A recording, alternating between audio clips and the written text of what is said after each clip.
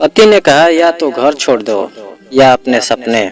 और उस एक वाक्य ने जैसे पूरे कमरे की हवा खींच ली। पंखा चल रहा था लेकिन मीरा को सांस नहीं आ रही थी। सामने खड़ा था वही आदमी जिसके लिए उसने अपने शहर, अपनी नौकरी, अपनी पहचान तक छोड़ दी थी। वही आदमी जिसकी माँ के ताने को उसने प्यार समझकर सहा, जिसके दोस्तों के सामने खुद को छोटा बनाकर मुस्कुराई, जिसके हर सपने में खुद को पीछे खड़ा रखा।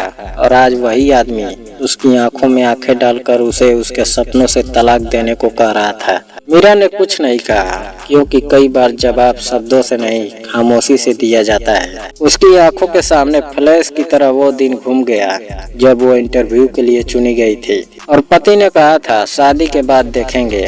फिर शादी हुई और कहा गया अभी घर संभालो। फिर बच्चा हुआ और कहा गया माँ बनो। और हर बार उसके सपने को अभी नहीं के अंधेरे कमरे में बंद कर दिया गया। मीरा ने उस रात पहली बार आईने में खुद को देखा और उसे याद आया कि वो सिर्फ किसी की पत्नी या माँ नहीं थी, वो एक इंसान थी जिसके सपने सांस लेते थे।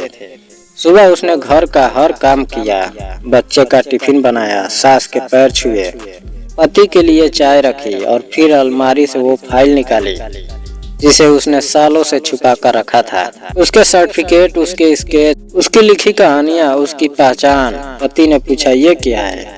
तो मीरा ने बहुत शांति से कहा, ये मैं हूँ।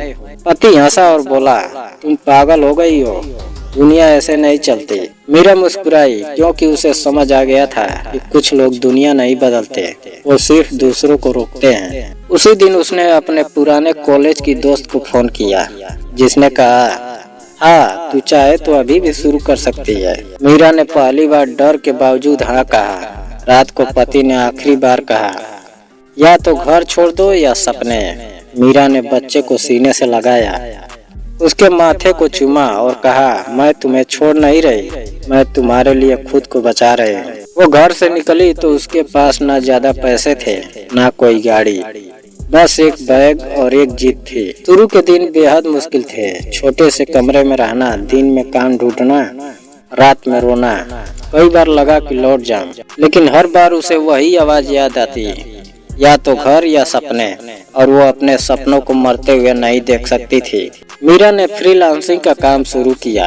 रात रात भर जाग कर लिखा, डिजाइन किया, सीखा, गिरती रही, उठती रही। इधर पति ने समाज में कहा कि उसकी पत्नी पागल हो गई थी। बच्चे को माँ से दूर रखा। मीरा हर रात अपने बच्चे की फोटो देखकर रोती, लेकिन खुद से वादा किया कि एक दिन ऐसा आएगा जब उसका बच्चा उस पर शर्मिंदा नहीं, गर्व करेगा। सालों बाद मीरा का नाम एक बड़ी कंपनी के साथ जुड़ा। उसकी कहानियां छपने लगे, इंटरव्यू होने लगे। वही समाज जिसने उसे गलत कहा था अब उसे मिसाल कहने लगा। एक दिन उसे कोर्ट का नोटिस मिला। पति ने तलाक और बच्चे की कस्टडी के लिए केस किया था। कोर्ट में वही पति खड़ा था, वही घमंड, वही नजरें। जज ने मीरा से पूछा, आपने घर क्यों छोड़ा? मीरा ने कहा, मैंने घर नहीं छोड़ा, मैंने खुद को चुना। कोर्ट में सन्नाटा छा गया।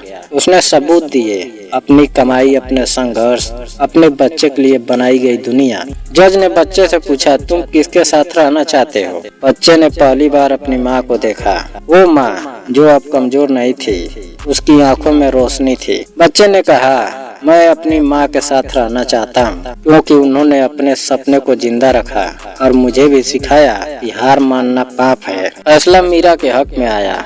बाहर निकलते वक्त पति ने कहा, अगर तुम रुक जाती तो ये सब नहीं होता।